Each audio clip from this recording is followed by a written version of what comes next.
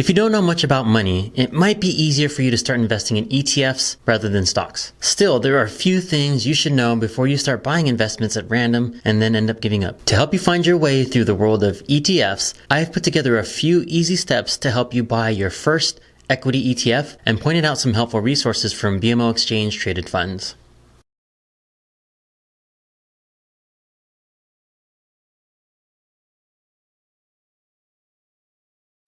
Step 1. Understanding what you're getting into. ETFs, or exchange traded funds, are one of the most popular ways to invest today. ETFs have become popular with investors because they offer lots of benefits like easy trading, quick diversification, and low costs. ETFs have two things that make them what they are. They are funds and they trade on the exchange. Pretty easy, right? Step 2. Choosing what to invest in. You got to know why you're investing.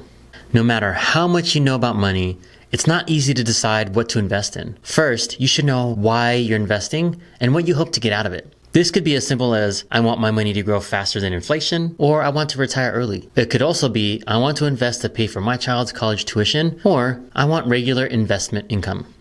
Then you need to assess your risk tolerance.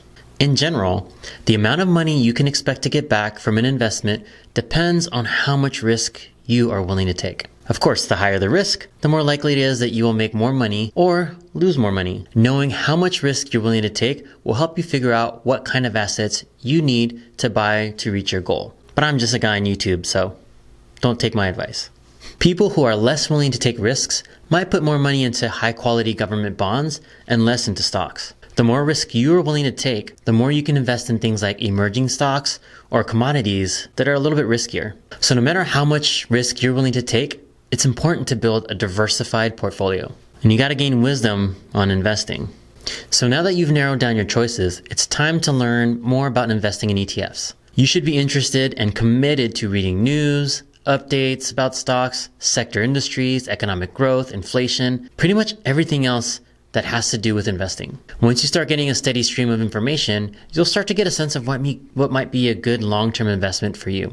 But it's important to get information from more than one place and to avoid cognitive bias like recency bias, herd bias, confirmation bias, and anchoring bias. All things that are common for new investors. So the third step is finding ETFs.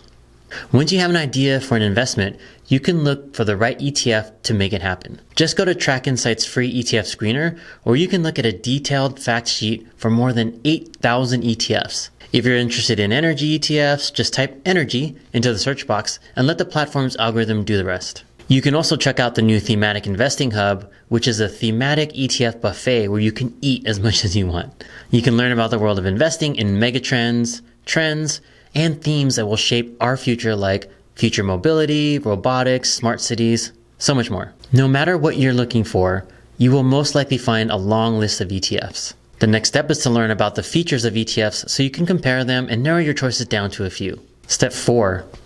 Comparing ETFs. Now this is the real test, and you're one step closer to buying your first ETF. ETFs are like any other product on the store shelf. You need to know what they are and how they work before you decide. By knowing about these things, you can avoid making expensive mistakes that could stop you from becoming a good ETF investor. Among these qualities are active or passive ETFs. Active ETF investors rely on the fund manager to navigate volatile markets and make appropriate trades. Make sure you read their credentials and see if they've beaten benchmarks before. For passive ETFs, they are bets on indexes to win. So study the index's construction and composition or holdings. These indexes underpin ETFs. Holdings. ETF performance is driven by its underlying assets. ETF issuers post their holdings and weightings regularly on their websites. Read the top 10 holdings quarterly or yearly reports. Explore their business model, revenue growth, top line and bottom line profitability, and balance sheet health. If you have strong financial literacy, you know what to look for, but if not, you can ask an expert friend or professional. Concentration. ETFs provide diversification. You get a basket of stocks from different locations, sectors, industries, or topics. You must evaluate the fund's allocations and concentration. If a fund includes dozens of stocks but allocates 80% or more to the top 5, it might be troublesome if one underperforms. More diversified ETFs reduce stock-specific risks. That's why they're ETFs. Performance. Comparing two ETFs' performance over a period is vital, but you don't always choose the best one. You must decide which ETF outperforms. Understand why this ETF outperformed its counterpart, especially if they have the same goal. If so, examine the fund's allocations to see if an overweight position performed well during that time.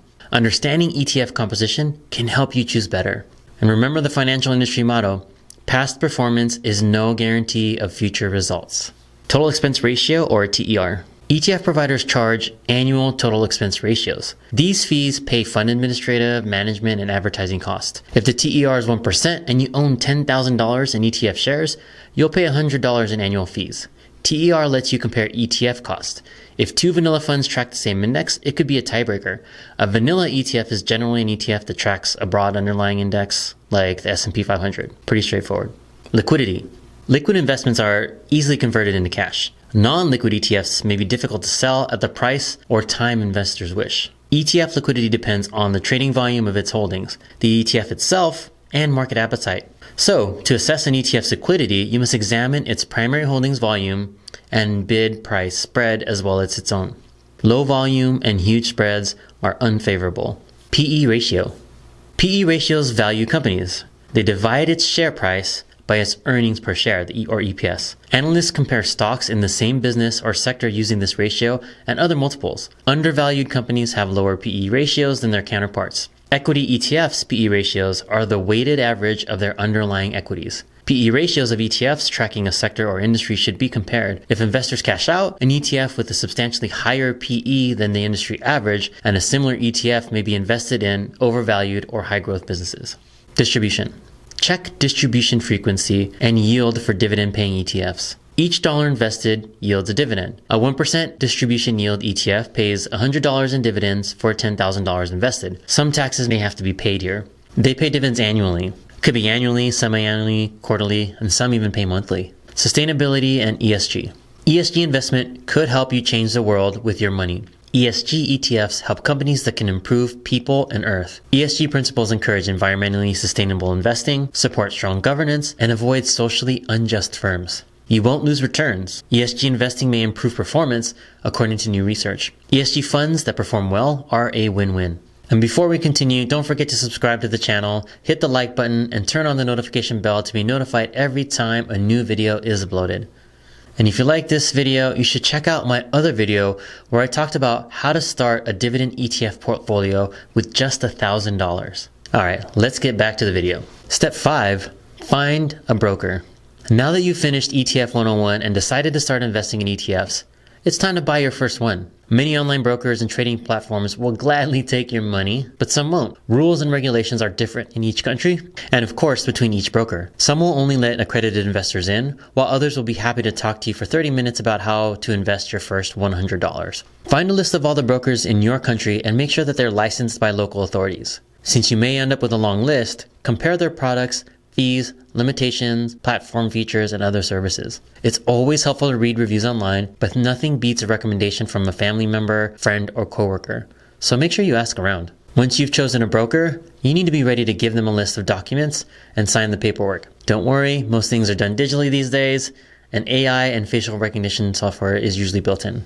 Step 6, keep going with me now, buying your first ETF. So, you open a new trading account after doing thorough due diligence, and you are now ready to buy your first ETF. But before you do anything with your first $5,000, you need to decide if you want to go all in or invest in small amounts. In business terms, these are called lump sum or dollar cost averaging, respectively. In recent years, no fee trading of stocks and ETFs have become the norm. This means that broker commissions no longer eat up capital like they used to. Wolf of Wall Street, anyone? If you choose lump sum investing, you'll put all $5,000 to work at once. This is great in a steady bull market, but it might not be the best choice if the market looks like it's about to peak or is unusually volatile. With dollar cost averaging, you invest in small amounts over time, like $1,000 a month. This strategy works well in a bear market, but if the market goes up while you only have some of your money in it, you lose money. The biggest benefit of this strategy is that it makes investing less emotional. It forces you to keep investing the same or about the same amount no matter how the market changes. This could help you avoid the temptation to try to time the market.